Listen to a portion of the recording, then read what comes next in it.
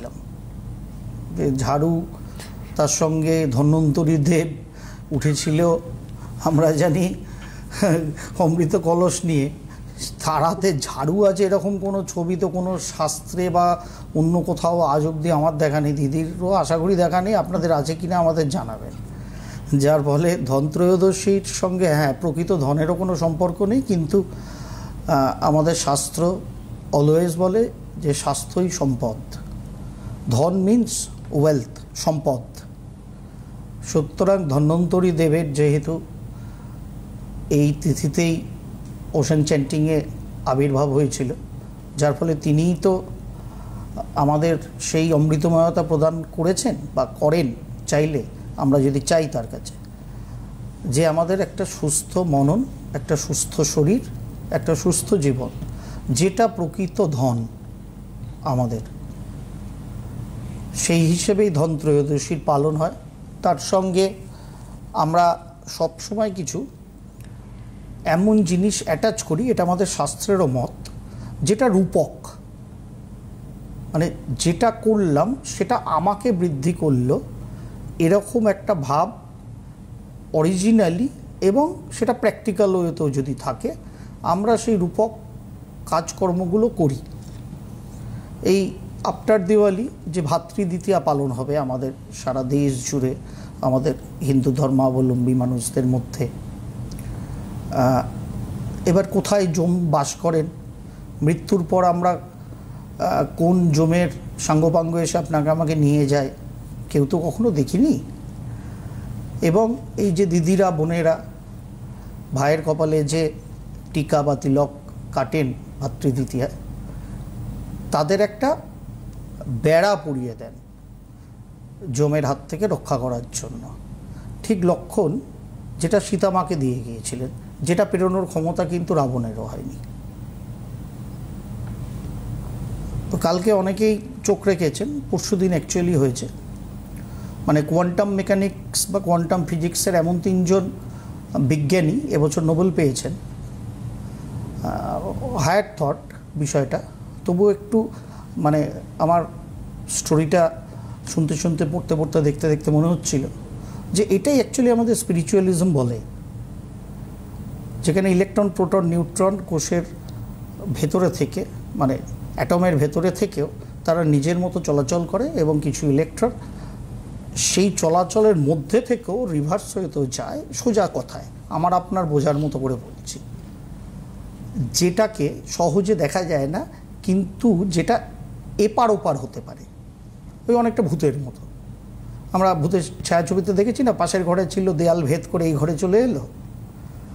ঠিক ইলেকট্রনের নেচার ওরকম, সেটাই ওনারা সেইটা নিয়েই তাদের পরীক্ষা নিরীক্ষা, সেটার প্রমাণ করার চেষ্টা, এবং তার ফলে বর্তমানে নোবেলটা পেয়েছেন। অ্যাকচুয়ালি দিদিরা, বোনেরা যে ভাতৃদ্বিতীয়ায় যে জমের দুয়ারে কাঁটাটা লাগান, ওটা তাদের সেই অ্যাকচুয়াল ভাইব্রেশন, যেটা ওই ইলেকট্রনের চলাচল, যেটা দিয়ে একটা ওই লক্ষণের গণ্ডির মতো কেটে দেওয়া হয় ভাই দাদাদের চতুর্দিকে।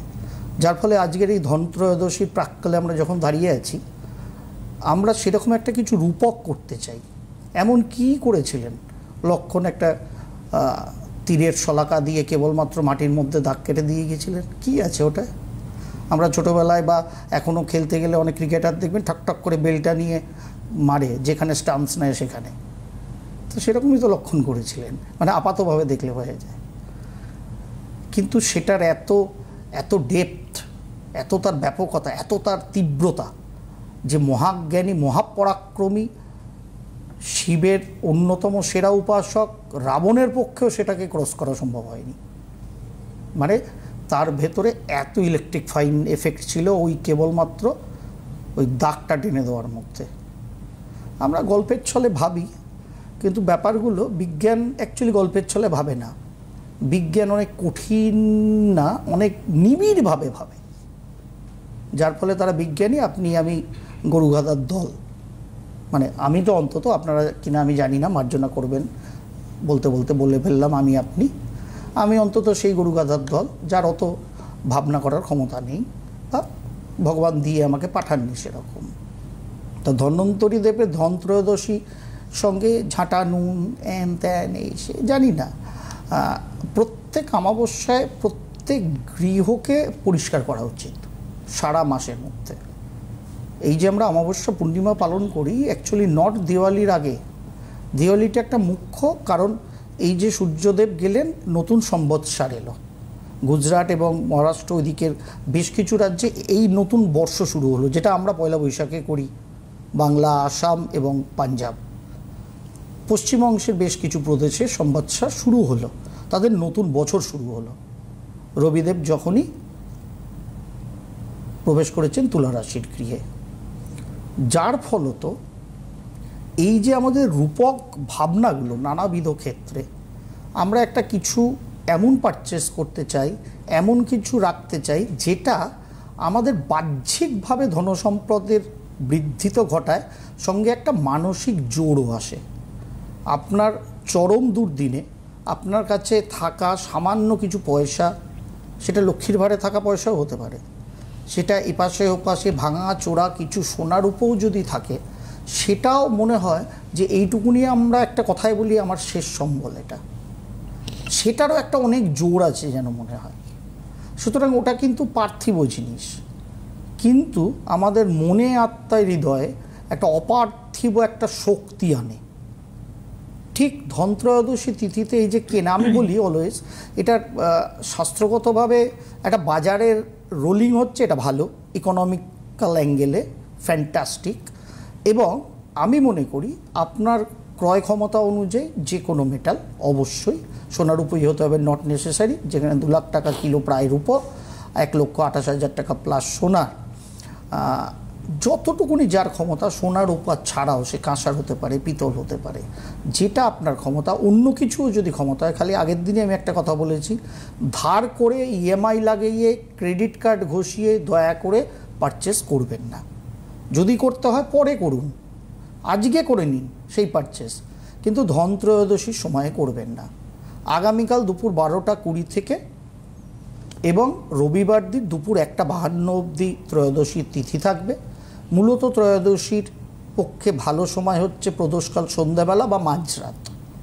ইন জেনারেল প্রত্যেক বছরই আপনাদের আমি একটা স্পেসিফিক ভালো সময় বলার চেষ্টা করি, স্ত্রীর লগ্ন ধরে, চন্দ্র বা শুক্রের হোরা ধরে এবং শুভ চৌঘড়িয়ার টাইম ধরে প্রত্যেকবারই বলি। এবছরও নোট ডাউন করুন, আগামীকাল 12:20 থেকে রবিবার দিন 1:52 অবধি ত্রয়োদশী থাকছে।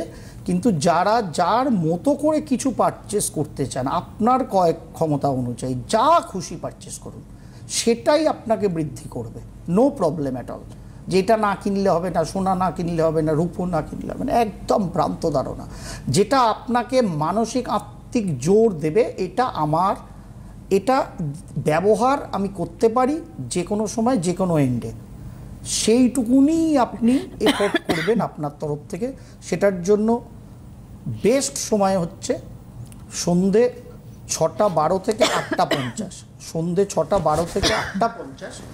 তবে স্পেসিফিক ভালো সময় যদি আমরা হিসাব করতে যাই, সেটা 6:45 থেকে 7:18 এবং তারপরে 8:15 থেকে 8:50। দুটো টাইম, এই দুটো টাইম সর্বাপেক্ষা ভালো টাইম। 6:45 না, 7:12 থেকে 7:45, 6:12 থেকে 6:45 এবং এদিকে 8:15 থেকে 8:50। এই দুটো সব থেকে স্পেসিফিক ভালো টাইম কিছু ক্রয় করার জন্য। এবং এই টোটাল যে সময়টা আছে সন্ধ্যাবেলার, এই সময় প্রত্যেক বছর যেরকম আমি বলি, আপনাদের ক্ষমতা মতো একটা স্টিলের বাটি ক্রয় করবেন, না ভাঙা আতপ চাল পূর্ণ করবেন, তার মধ্যে পান, সুপুরি, একটা অবশ্যই কয়েন, যেটাকে আমরা রূপক হিসেবেই ধরি। এখন তো সোনা রূপার মুদ্রা আপনার আমার কাছে নেই সেরকম, যদি রূপোর মুদ্রা কিনে এনে তার উপর দিতে পারেন, না তো সিম্পল যেরকম কয়েন আছে সেরকম কয়েন, সঙ্গে একটা সুপুরি এবং একটা মিষ্টান্ন দিয়ে মা লক্ষ্মীর সামনে ঘিয়ের প্রদীপ প্রজ্বলন করে ধন্বন্তরী দেবের উদ্দেশ্যে ধ্যান করবেন, প্রণাম নিবেদন করবেন এবং কুবেরদেব এবং মা লক্ষ্মী তাদেরও প্রণাম নিবেদন করবেন। যদি মন্ত্র জানা থাকে করবেন, না জানলে কিচ্ছু প্রয়োজনীয়তা নেই, সিম্পল ওটাকে রেখে দেবেন, দীপাবলি অবধি ওটা থাকবে, তারপরে ওখান থেকে তুলে আপনি টাকাটা লক্ষ্মীর ঘটে ফেলে দেবেন। বাদবাকি চালটা যে কোনো ঠাকুরের পরবর্তী ক্ষেত্রে আপনার গৃহে যখন পুজো অর্চনা হবে তার পায়েস করার জন্য অন্য খিচুড়ি বা পোলাও করে ঠাকুরকে যখন নিবেদন করছেন তার সঙ্গে ওটা মিশ্রিত করে দেবেন, যেটা পরবর্তী ক্ষেত্রে ভোগ প্রসাদ হিসেবে আপনারা সকলে গ্রহণ করবেন। এইটুকুনি জিনিস যথাযথভাবে পালন করুন, ভরিয়ে দেবেন ধন্বন্তরী দেব।